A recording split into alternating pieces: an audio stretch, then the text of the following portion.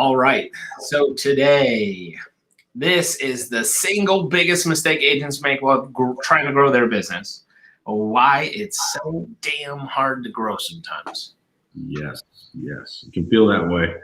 I think to begin, you have to decide whether or not you are in business to have a business or whether or not you want a job. I know we touched on that like a topic or two ago, but neither one is bad. There is no wrong answer. You just have to make a choice. And if you want a business, well, then you have to start thinking like a business man. You know what I mean? I was going to say business person. I want to be politically correct. I don't know what to say. Businessman. You got to start thinking like an entrepreneur, somebody who wants to have a business and, what that business should look like. And so I think that what we're going to dive into here, Jake, is going to be helpful as far as priorities and the order in which to do things based on the experience that we've had, the people that we've talked to, the people that we've watched grow. And, if you get things in the wrong order, I love I think it was Wally that said, you can have all the ingredients to chocolate chip cookie, but if you put them in wrong, they ain't going to come out as chocolate chip cookies. Yep. Yeah, I think this is where a lot of agents get stuck. They get frustrated. They push. They hit a roadblock, a speed bump, and then they shrink back. They're like, nah, I don't want to do that. And it doesn't have to be that way. If you just do these things in the right order and make sure you're not trying to skip steps, which is why I like this topic when you brought it to me. Like so many agents are trying to skip steps. It's true. It's just human nature. We all want a shortcut to the top, a shortcut to the finish line. But there's some things, like if you think about building a house, right? If you skip the step of making sure the foundation is secure, you're not going to have a very good house. You could have a tall house. You could have a very impressive looking house, but 10 years later, it's going to be a wreck, right? So you got to get that foundation right. And that's I think where we should start, Jake, is talking about that foundation, because a lot of times agents don't even realize that that's what they're building, is that foundation. And it feels like admin work or Mickey Mouse work or things like, we've touched on, low dollar productive activity work. That shouldn't be something I should be focusing on. How's that going to make me money now? And I think that the delayed gratification aspect of this ties to the vision that you have, right? That you're trying to make into reality. If you don't have that vision and that clarity of what you want to accomplish, then, the work is going to be arduous. It's going to be too much. And so, having that clear vision of how you want your life to look, feel, how you want your business to operate, what your role is in it, oftentimes getting outside of yourself, whose lives do you want to change? How do you want to help them? How are you uniquely qualified to help them? Is also a good place to begin. And, you might have a lot of unique qualifications to help them. Maybe, we've interviewed guys that have done amazing things like Chet Hedrick, gold medal winner, right? I sold my real estate team to an NFL football player who had retired. I mean, awesome, amazing life experiences in different areas. But the way that you're going to want to help somebody in real estate, those things will apply. But you want to start with, obviously making sure they have some security in their income, right? Yep. So safety and security is one of the big ones as far as the hierarchy of needs. You want to help them hit that as fast as possible so that they can grow, so that they can move on to self-actualization and trying to be the best that they can be. Yep. And I think a lot of times what you were talking about with the admin work and some things that are arduous and feel like it's busy work and like you don't pay much attention to, or you're just trying to get it out of the way or whatever it may be, like it's just the meaning that you give it, right? Like if you are crazy enough to be the part of the crazy group that's like, I'm going to sell 100 houses, or I'm going to sell 500 houses, or I'm going to sell 1,000 houses, right? Yeah. Like you have to start somewhere. And if you're at an early part of your career, like there are very easy paths to be able to follow, like, and people are willing to share, and there's coaches, and there's very easy path, right? Like, I see that all the time, but it's like, if you look at it, like if you're trying to get someone to go from 0 to 24, right? If you have that in a very systematic way that's repeatable, then you can do any multiple of 24. You could do 24. You could do 240. You could do 2040 if you were really that crazy, right? Right. Because you have a process. I don't think it's that crazy. I think it's that visionary. If you have the ability to think that big, if Yeah. you're going to might as well think big, right? I was thinking the crazy ones, the Steve Jobs. The Steve Jobs quote. Yeah, for sure. I mean, I've seen guys with crazy goals before, missions. I think it's great to shoot for the stars and catch the moon on the way. You know what I mean? I think it's fine to do that. I mean, we do that to a limited extent with our monthly sales goals and some of the different things that we do as far as KPIs are concerned. We always try to stretch, right? So it's not as it makes the actual goal seem a bit easier. But if somebody is looking to start that process, right? We had a little pregame chat before this. We're both of the same opinion that the place to start is for sure having a secure process in place that you have created and mastered that generates you consistent income in your real estate business, right? And it sounds so simple, but it can be so difficult because of the, again, lack of delayed gratification in nature of building something like that. The people who you see who are mega teams, you know what I mean? Big companies, big brokers, mega agents, right? What they were able to do was create a plan, right? Stick to the plan, have consistency with the plan, had faith in the plan, right? And know that the plan wasn't going to happen overnight. At least that's what it was for me. And there are all kinds of things that will derail you. There's all kinds of situations which will discourage you. But having that plan at the forefront, right? Like Tony Robbins says, bright future at the front of your head, continuing to think about what you want the outcome to be, right? And keeping your mind on what you want instead of whatever negative thing is attacking you at the moment. Maybe a deal is falling through, maybe you're scared about the bills this month, right? Like that never stops. But it's the ability to keep on track with that plan and that goal to push forward and having that bright future at the front of your mind of how you want things to look, how you want things to feel, how you want things to be. And it's not easy, but it's worth it. It's 100% worth it. And so, right. I think, again, the place to start would be to have that watermark, right? And so what we always tell people is, look, you have to have a certain amount of leads, right? I don't care what you call them, human beings, right? People coming into your world that you're pulling into your world, right? To be able to have enough up to bats, right? To then be able to have enough face-to-face interactions. From there, enough of those face-to-face interactions to be able to have closed transactions. And that formula, that process, it does take time. It's kind of like getting a rocket out of orbit, all that energy to get it up into space, and once up into space, those little teeny jets to move it back and forth, right? It does take a lot to get that nailed down and put together. But once you got it, now you have a game plan that you can then use to attract other agents, to build a real estate team, and to give them a success system that never fails. It only fails if they don't follow the system. Guess what? You're living proof. You created the system. You mastered the system. You delegated the system. There isn't any, this doesn't work in my market, right? You're in my market. You're watching me do it, right? Like I'm doing it every day. I'm showing you, right? And here's the thing. I'm spending this money now on you to help kickstart your career, and I need to hold you accountable to these metrics because it has to be a symbiotic relationship. It has to be a mutual benefit, a win-win, right? And it's amazing, like how the root of so much like success for people, like the root of it can get pointed to the internal and external factors that people use or put blame on. You know what I mean? When things aren't working, whatever. You know what I mean? Like naturally, I feel like the most successful people have this like, okay, what could I have done differently? What is something I can control? Right? I don't even know that, Jake. Like when I get in a bad situation with an employee, you're coming at me with that. Like, what could you have done differently? I'm like, all I want to hear is how they're a bad person, and I was right and they were wrong. But it always turns me around. I'm like, thank you. I mean, you know what? I probably could have done some things differently, and I should have. And in the future, I'll try. Right?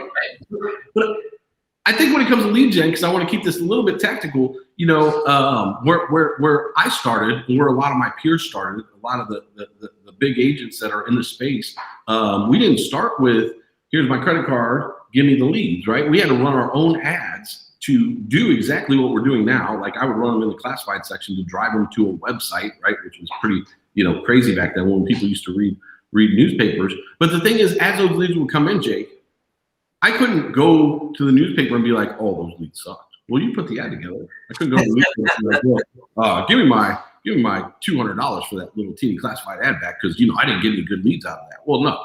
If I didn't get good leads, right, then to begin, there was no such thing as not a good lead. If they filled out the dang form, they were a good lead. The onus was then on me to be a good converter of that lead, right? And so I had to understand their process. I had to understand what they were going through. I had to understand that, hey, maybe they were just kind of looking for now, but guess what? That's how you create a relationship, right? If you take it all the way back to the old, I love the Simpsons, right? The red blazer or whatever, stay off the west side, right? To that old school mentality, which is how I got trained in real estate, right? My first broker trained me to go to the boat show and hand out these rulers with our brokerage logo on them and ask the people, do you like Lake of the Ozarks? Yes.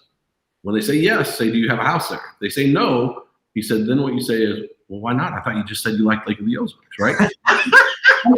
Listen, it's funny, but that kind of stuff works. It's just very random to be able to build a business. You're not going to build a business like that, But what are you doing? You're creating a conversation about the fact that you're in real estate. You're creating a conversation about that you have desire. You're creating a conversation about, hey, would you like me to send you some homes that maybe might be of interest to you if you ever thought about it? And what happens is those type of things. It's amazing, Jake, the way that those things circle all the way back around in real estate, right? Like I just had a guy reach out to me. We're looking for some sales guys. I had a guy reach out to me just now that I met.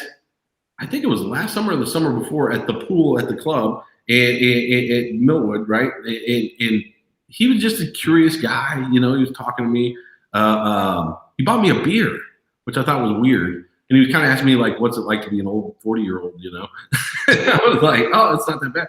But I was like, man, you're a natural sales guy. You ever thought about being a sales? Anyway, he circled back. I thought, how funny would it be if we end up working with him and he's a top sales guy? Like, you just never know, right? And so anyway, I'm getting off on topic, but it's the same with these leads. It's the same with these relationships that you're creating, right?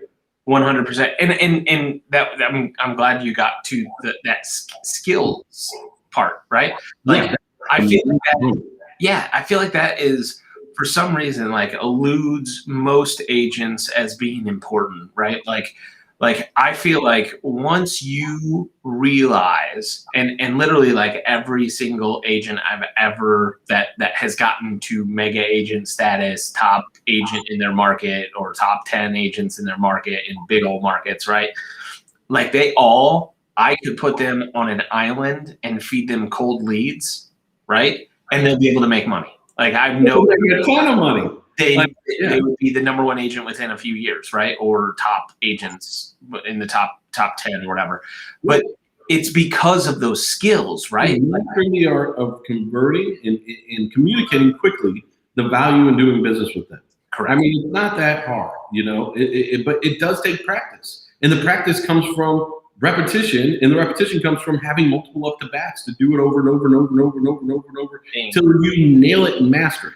And that's where everybody gets stuck. They just want instant gratification. They don't want to put in the work. Everybody wants to be rich and thin and famous. Nobody wants to put in the work. Is what is it, Chris?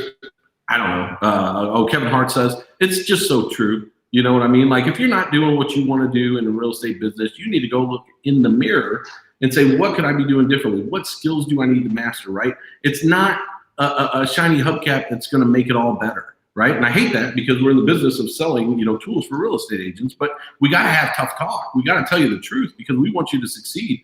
And it doesn't happen, right, by just whipping out the old credit card. You're not going to get six-pack abs by whipping out the old credit card. You're going to have to go and do the dang crunches, and possibly get on a diet. Right. I mean, but what it's worth is life-changing. It's life-changing, generationally life-changing. And I mean, the ability to not just make money in real estate, but also the unique skill set that you get in being able to identify undervalued properties, undervalued deals. Like, you're dangerous when it comes to investing. And let me tell you something. You shouldn't sell something that you don't buy. Okay? Like, we dog food our own software. Our sales team is on the same platform that we sell to our customers. We do the same exact thing that we sell our customers to do, right? We generate the lead. We set the appointment with the lead. We deliver the appointment to our sales guy. We have the show rate dialed in, how many appointments we set, how many of them we're going to show. We know how many of those people who show are going to turn into customers, right? It's just math, you know what I mean? But we do that the same way that we described to you. You know what I mean?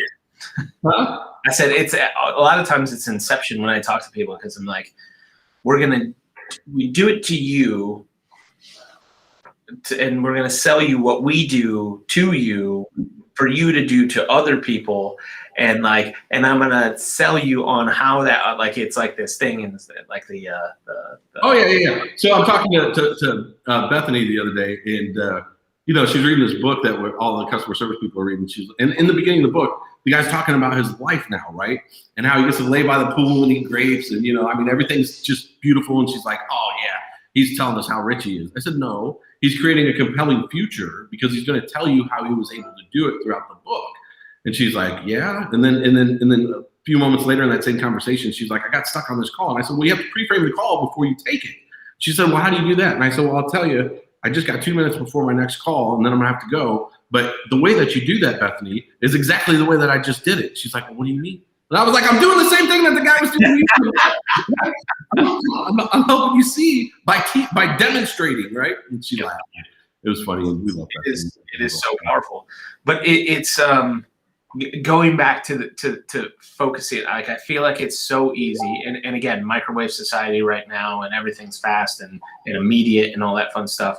And this one isn't, and real estate really isn't, to be honest with you.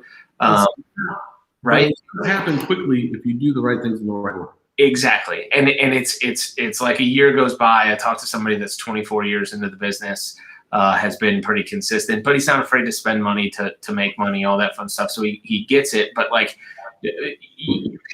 a lot of times you're going to be in this business for a while anyway, so you might as well 5 years later have a serious, nice business going on versus being in the exact same spot, not knowing where your next deals are coming from, having some anxiety that you're living with, all those things that most people feel on a regular basis, the ups and downs, the lefts and rights, the right, and then or you can have a true business put in place. Because when you were talking earlier, it made me think of Silicon Valley companies that operate unprofitably. Yeah, that's hard for me to fathom. I can't.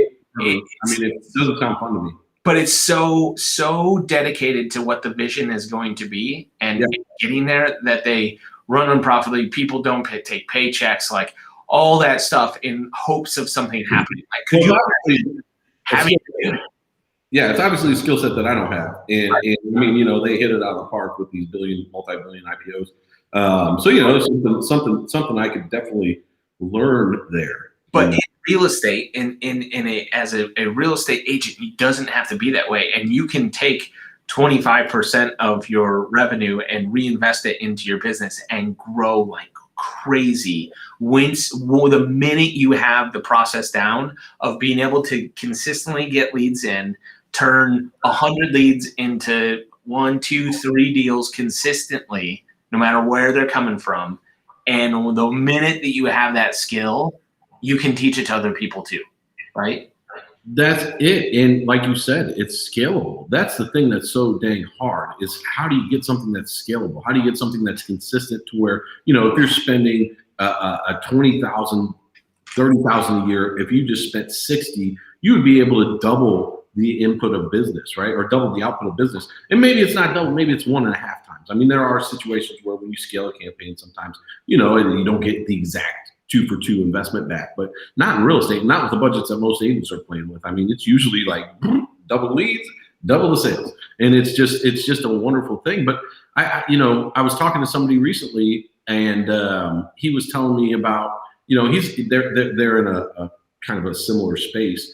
And he's like, "Look, Mike, if we can get to a level of profitability from ad spend, we are not afraid to put the pedal to the gas, because that's the one thing that, we understand." And it comes from Dan Kennedy. He was always the one who was like, "Look, The next best thing to printing money is figuring this out, right? And arguably it's better because it's not illegal, because once you have the formula, right, you can just hit it.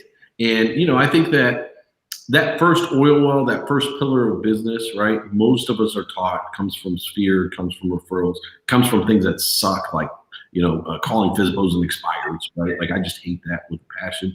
I mean, maybe if I was starving, but only until I got enough money to be able to invest in and getting an ISA, because I think that the positioning around you as an agent, as a professional, is totally different, right? Like, when I rebuilt my team after the recession, right? That was the first, well, I guess second hire. I hired the first assistant, right? Because I was an independent broker at that time, and I didn't want to swing the door, and you got to have static hours. But then, the next quick hire I made was an ISA, right? Yeah, and she was dynamite.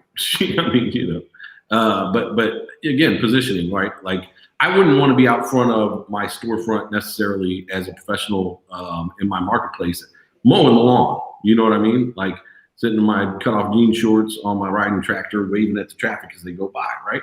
Because what's my positioning there? Well, Mike's got plenty of time on his hands. He's not very busy. Terrible visual, by the way. Yeah. Listen, I don't have those neon white legs like some of our friends do. All right, I actually get them tame. But yeah, I mean, it's just the same thing with you want to scale to get position as fast as possible. It makes life easier. It makes your job easier. It makes you feel better. You know what I mean? To be able to put yourself in that position with your customers, and it's not faking it necessarily, right? You don't want to be the fake person that is putting on a high roll, unnecessarily, especially if you're dealing with first-time medium home buyers, things of that nature. That's just kind of cringy, I mean, but you do want to think about how you're positioned in the market, and you want to get to a position very quickly that naturally you're looked at as an authority, and attracting opportunities to you and attracting appointments to you that you don't have to lift a finger necessarily to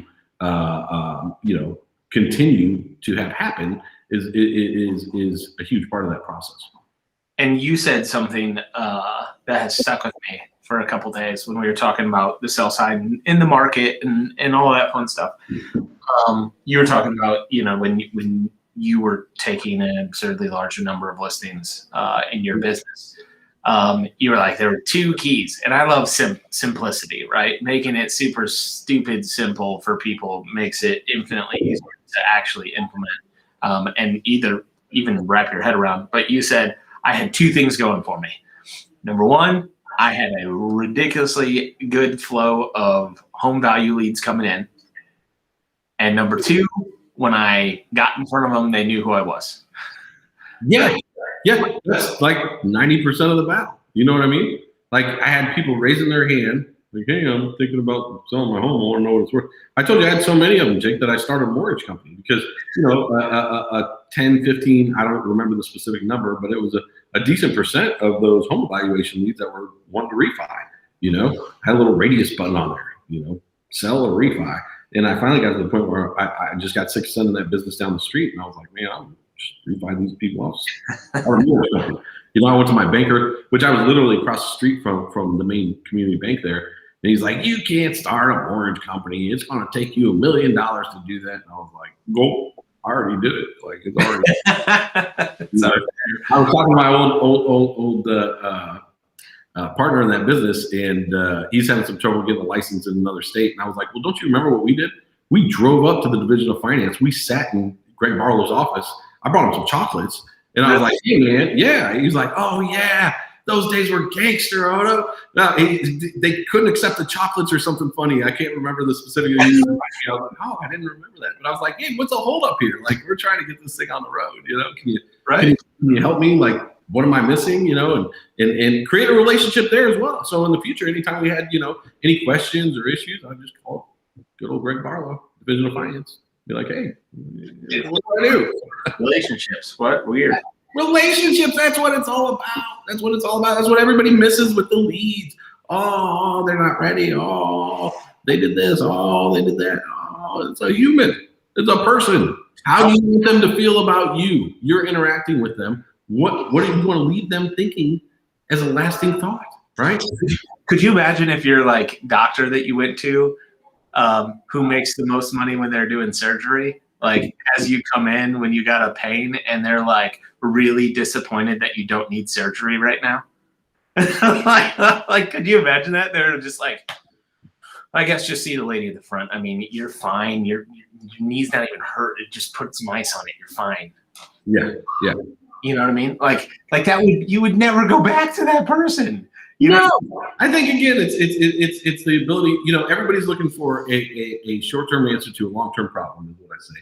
And building a database of people who subscribe to you, who pay attention to you, right, is the long-term answer to never again having that short-term problem, never again having an inconsistency in income, never again having to wonder where the next deal's coming from.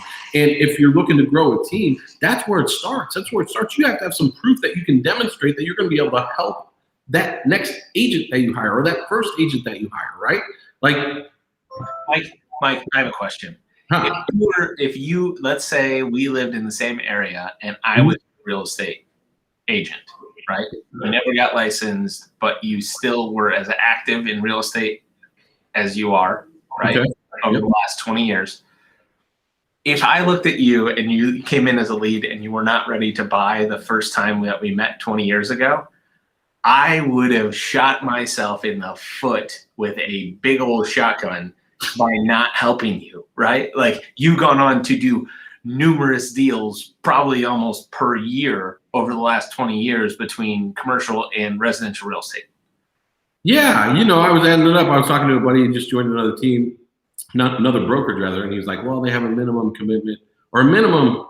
I forget what it was. Anyway, you got to have like $1,000 a year in commission paid into the company or something just minutes ago." I was like, "Well, dude, I still do $2 or $3 million a year in sales just accidentally." He's like, "Really?" Yeah. Shoot, I bought like that much last year. He's like, I didn't know that. I'm like, yeah, if I see a deal, I'll buy it. Right. But you don't realize the relationship and like all these big tech companies and hedge funds and stuff investing in real estate businesses because they look at a person like lifetime value. They don't look at like each relationship. If people buy and sell on average of 7 years, right? If you've got 3 times, that's a buy and a sell each time, right? With one client. So over the course of 21 years, potentially that's 6 deals times an average commission of 10 grand. That's 60 G's, right? Of one relationship, right? But we don't ever look at that because we don't play a 21-year game. We don't play a 5-year game. We don't play a 1-year game in a lot of Most people don't even play a 1-year game. That's what's so frustrating. It's like, listen, you're going to be in real estate. You're going to be in real estate next year. Yeah. Okay. Well, do you want to do something more than you did the year prior? Yeah. Has it been consistent? Yeah. Actually, it started to drop a little bit because the market's changed. Things have been, tough. Well, you got to roll up your sleeves, right? Doing what you did got you where you are. It's not going to get you to where you want to go. That is the thing that I constantly repeat to myself, right? Like, what am I going to do different? And I think the other thing is, as far as skill sets are concerned, Charlie Munger said it best. He said it best in his speech. He said, listen, the people who stop learning are going to be in the shallows, right? The people who consistently make a lifetime commitment to learning and studying and implementing the things that they're trying to accomplish in life are going to be at the very top.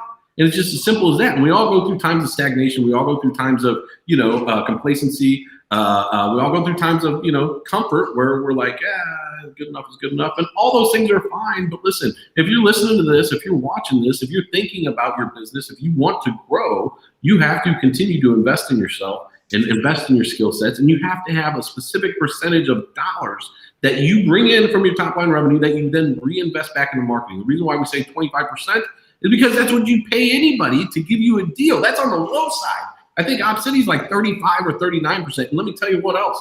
This is where it really hurts. They also say anybody that person sends to you, for the next 2 referrals that they send to you, they also get that percentage on. Because they understand what a lot of agents don't, which is the fact that, maybe this person can't buy, but maybe they got a rich uncle. that loves them. And you know what I mean? You go talk to this guy for me, right? Hey, I just made friends with this agent. Oh, I'm looking to sell my house. Give me their number. I mean, it just all fits together. And I think that Again, that's the main place to start. When you hire a coach, most people hire a coach, Jake, for accountability. I don't know about you, but I never had a coach hold me accountable to nothing. Never. I've never had them call me up and be like, hey, Mike, did you do your thing? No, they don't do it. I mean, I hired a personal trainer recently, accountability this, accountability that. Like, I got automated emails, right? Like, at first I was replying to them, and then I was like, well, let's see what happens if I don't. Well, then the next automated, it was actually automated text message. I was like, listen, I can do this myself. You know what I mean? Like, I got an app where I put in like my sets, my reps, the weights, everything. You know what I mean? And I was thinking he was monitoring somehow and watching. And then I realized, like, after I skipped a few, like, nobody's watching nothing. There is an accountability. You hire a coach to give you activity knowledge, right? And to give you the sequence of steps that you need to do things in the right order. And arguably, if you haven't done this is where you would start. I mean, you've been in the coaching business a long time. First thing you tell them is go buy this platform, get some leads coming in, so then we can help you with what's next, which is learning the skills to convert, right? After you've done that, okay, well, now let's sharpen that up a bit, right? Let's figure out how to offset the cost. Let's add a transaction fee. Let's add a lender to help you pay, right? Now let's talk about an admin. And then ultimately, as you grow the leads, you want to be in a position where you can't service another lead before you hire a buyer's agent, generally speaking. Now, I like fast growth, so I would probably try to shortcut that step. Might be a mistake. You try and go 2 steps at a time. Yeah, I would. It's just sometimes you trip, sometimes you don't. But it's having known risk for it too. You know what I mean? Like, sometimes you should hire 2 buyer's agents when you only need 1, because one will pan out and the other one won't. Like, that's what we've been doing with some of the positions that we're growing and filling in.